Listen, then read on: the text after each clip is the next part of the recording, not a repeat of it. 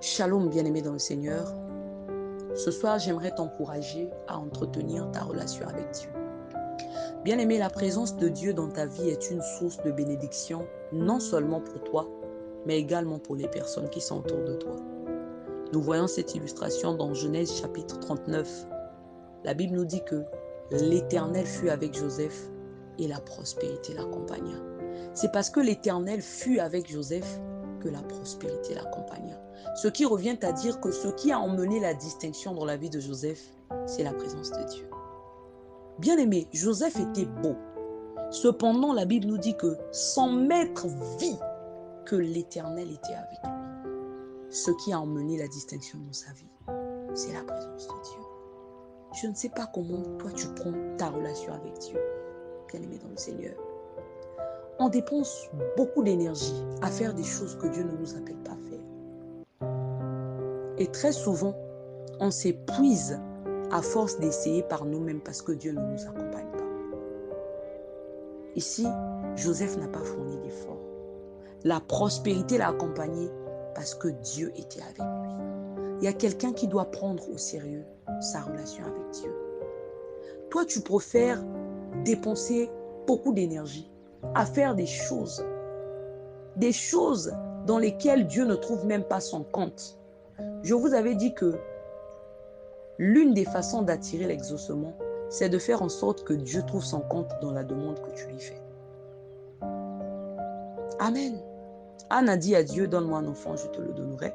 En retour, il sera ton serviteur. Dieu lui a donné un enfant. Et Dieu l'a exaucé parce que Dieu savait que Anne allait également elle allait également accomplir son vœu. Amen.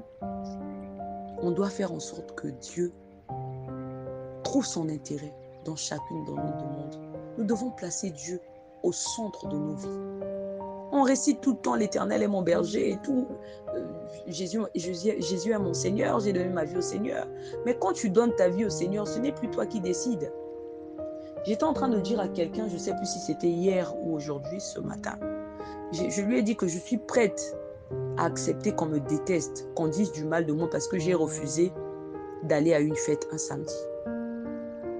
Parce que les samedis, ce sont nos jours de prière, nos jours de culte. Je lui ai dit que je suis prête à accepter qu'on dise du mal de moi.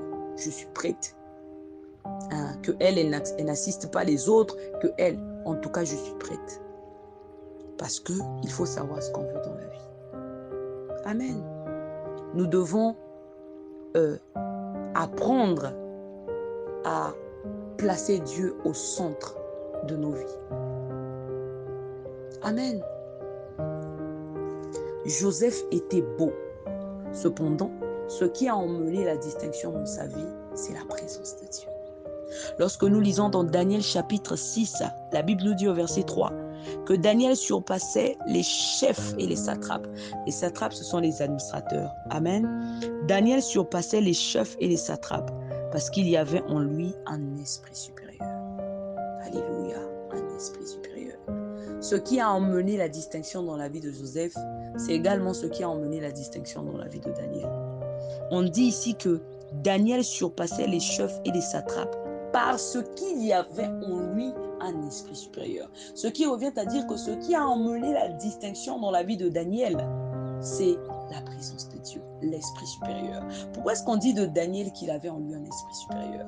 Parce que là où les satrapes, les magiciens, les astrologues et autres ont échoué, bien aimé, Daniel s'est démarqué à cause de la présence de Dieu. C'est pourquoi on dit de lui qu'il avait en lui un esprit supérieur aux astrologues, un esprit supérieur aux devins, un esprit supérieur aux magiciens.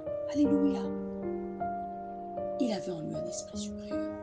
Là où eux, ils ont échoué, Daniel s'est démarqué. Alléluia. Daniel s'est démarqué. Il a été élevé à cause de la présence de Dieu. À cause de la présence de Dieu. Il y a quelqu'un qui doit prendre au sérieux sa relation avec Dieu. Amen.